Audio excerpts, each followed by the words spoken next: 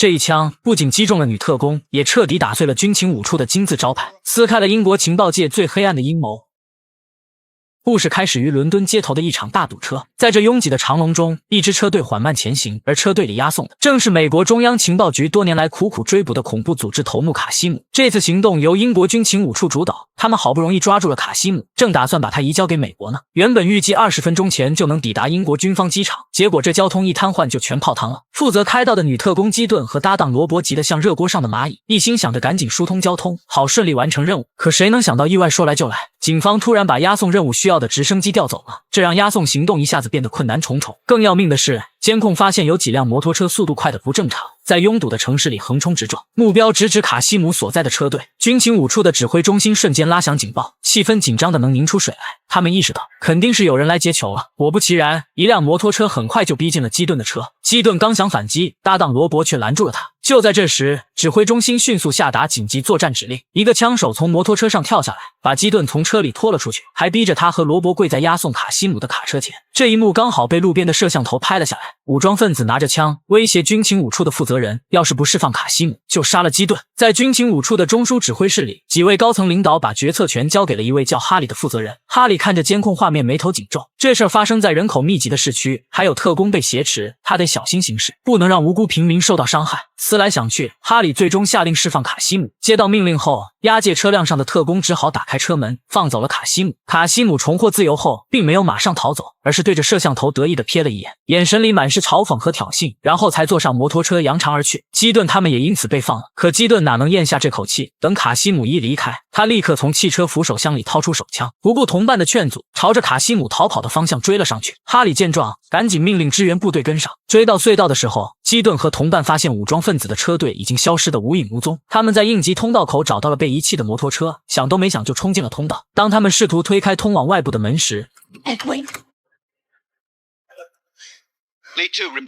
基顿把艾德受伤的消息上报给指挥中心，之后独自冲出危险地带。可这时武装分子已经登上货车加速驶离，基顿对着货车连开数枪，却还是没能拦住他们。因为卡西姆的手下破坏了周边所有的监控设备，军情五处这下没了线索，根本追踪不到他们的动向。而哈里呢，本来马上就要卸任退休了，结果出了这么一档子事。卡西姆逃脱，这无疑成了他职业生涯中抹不掉的污点。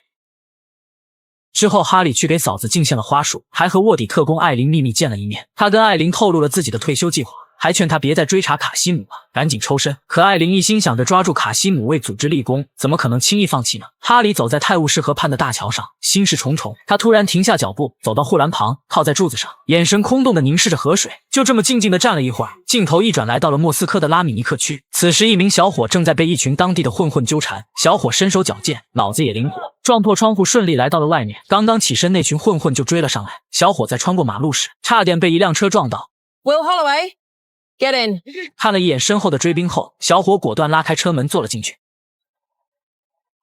小伙名叫威尔，曾经也是军情五处一员，而眼前的女人汉娜是军情五处现任的特工。他递给威尔一份资料，里面是哈里站在泰晤士桥上的照片，而另一张照片里已经没了哈里的踪迹。没错，哈里失踪了，他们需要威尔帮忙寻找哈里。不久之后，他们乘坐飞机返回到了伦敦，和军情五处的高层碰了面。由于哈里和威尔的父母在一起工作，双方关系要好，且哈里在消失前曾去祭奠了威尔的母亲，所以他们认为哈里在跳河消失后，威尔肯定知道他的去向。但威尔在听后却指出了问题，哈里跳河前后两张照片的右上角都有同一只鸟，不同的时间却有相同的画面，说明监控被人动了手脚，而指使者肯定就是军情五处无疑。知道真相还找来自己，显然他们的目的并不单纯，就算没有猫腻，威尔也不愿意帮忙。当初正是哈里将自己开除的，所以他的死活自己毫无兴趣。说完后便起身就准备离开。 You and Harry ever talk much about Berlin? The night your father died? 听到这话的威尔重新返了回来，因为他只知道父亲牺牲那晚是和哈里在柏林执行任务，其他的一概不知。高层提醒他可以找到哈里，亲自问问他当晚发生的事，说白了还是想借着威尔的手找到哈里。但他们不知道，此时在英格兰北部海岸的一片荒废之地，有一位老人正在为自己准备今天的第一顿饭，而这人正是哈里。在听到外面的引擎声后，哈里立刻熄灭了炉灶上的火。眼前的这些人都是卡西姆的手下，也是他这次的目标。货车在卸货的时候，负责监视四周的人发现了哈里，这人紧张极了，马上带人开车冲了过去。但其实哈里是故意暴露自己的，目的是想引卡西姆出来。很快他就被带到了卡西姆面前，这正中哈里下怀。但对于哈里的出现，卡西姆并不在意，直到哈里说出了一个叫阿斯玛车臣的人名，因为这个名字的主人正是卡西姆的妻子。How'd you find me? Alone. So what do you want? I want to know who helped you escape. I know it was someone on my side. 没错，哈里认为卡西姆能这么轻易的逃脱，背后肯定有自己的人在提供帮助。卡西姆听后也证实了他的猜测，但他并不知道对方的具体信息，只有一个联系电话。哈里承诺自己可以为他做件事，以此来换取那个电话号码。卡西姆没有立刻答应，他想先试试哈里的决心，于是带他来到一个新被捕获的人面前。卡西姆揭开那人脸上的面罩，哈里一看，顿时心如刀绞，眼前的女子正是他派到卡西姆身边的艾琳。由于太过着急寻找证据，因此露出了马脚，而哈里能找到卡西姆也是因为艾琳。但现在卡西姆命令他干掉艾琳，以表示合作的决心和诚意。可哈里怎么可能对自己的下属下手？坚决地表示了拒绝。艾琳知道这是唯一的机会，于是为了不让哈里为难，他主动握住哈里的手，扣动了扳机。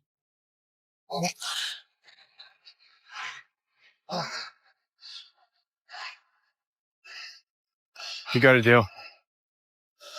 由于长时间没有捕捉到卡西姆的线索，这让整个军情五处都如同热锅上的蚂蚁。于是汉娜将电话打给了威尔，将现有的信息同步给了他。We have fresh intel on Harry. He bought a pay-as-you-go phone that we tracked to the Kent coast. Kasim had been there too. Smuggling in weapons from North Africa. Harry found him. 汉娜的意思是哈里可能叛变了。此外，他们前往侦查的人在现场看到了很多遗落的炸药，他们猜测卡西姆很可能准备对伦敦发起一场大规模的袭击。威尔听后心里很不得劲，挂掉电话的他一时间陷入了焦虑之中。然而就在这时，他发现门缝下有一张照片，于是立马起身捡了起来。打开房门却没看到可疑的人。威尔仔细研究照片，可看了半天也没发现这照片有什么信息。毫无头绪的他刚准备放弃，却突然注意到了照片中的人打的那把伞，于是立刻来到了照片中的街区，进入了旁边的一家雨伞店。在报出自己的名字后，果真有人在这里给他留了东西。他用手机拨打了雨伞标签上的电话，里面竟然是哈里的留言，约他第二天中午在机场的5号停车场见面。于是威尔按照要求来到了这里，一同前来的还有汉娜和一众特工。威尔刚刚下车，就在旁边的车上看到了一样的照片，就连车门也是开的。威尔坐了进去，照片背后写着穿上副驾驶的外套，除了衣服，威尔还在里面发现了一份信，但信上写着先别打开。他没有太过纠结，而是按哈里要求穿上了外套。这时他在兜里摸到了一块手表，随后又来到1楼咨询台，报出名字，询问有没有人给他留下口信。 Yes, Mr. Holloway. Your uncle said he'd meet you at the coffee shop. He left his mobile at home. Thanks. I saw Uncle Harry. 坐定后，威尔四处张望，但并没有看到哈里的身影。很快过去了15分钟，这时那块手表的闹铃响了起来，上面的数字正好和信封上的一模一样。于是立刻将信封打开，里面是机票、护照和留言卡。 Holloway, what is it? 威尔看完立刻起身冲了出去，汉娜见状也马上命令手下追上去。一顿疯狂的奔跑后，威尔顺利来到了9号航站楼。在这里他看到了一个熟悉的身影，正是哈里。威尔走过去坐在了他身边，哈里开门见山，将一切全都告诉了威尔。他现在需要一个信任的人。接着说，卡西姆之所以能顺利逃跑，是因为得到了军情五处某些高层的帮助，自己只是就坡下驴而已。 You had Kasim. You let him go. I had no choice. He's our only connection to the traitor. Once he's in the system, he'll be silenced. 那现在就不只是伦敦可能遭袭这么简单了。有人想借着卡西姆毁掉整个军情五处，但威尔听后却并不相信。可事实就是如此，稍微深入探究就能发现猫腻。这时汉娜和一众特工赶了过来，哈里叮嘱他别太相信高层的话，别和他父亲一样犯傻。 What happened in Berlin? So that's how they got to you. 哈里并没有详细解释。为了摆脱赶来的警察，他在威尔夹克的显眼处放了枚信号干扰器，成功引起了警察的注意。而就在警察控制住威尔之时，哈里也借此机会顺利脱身。等汉娜一众赶来之前，哈里早就逃之夭夭。今天有点累，偷个懒，咱周一继续。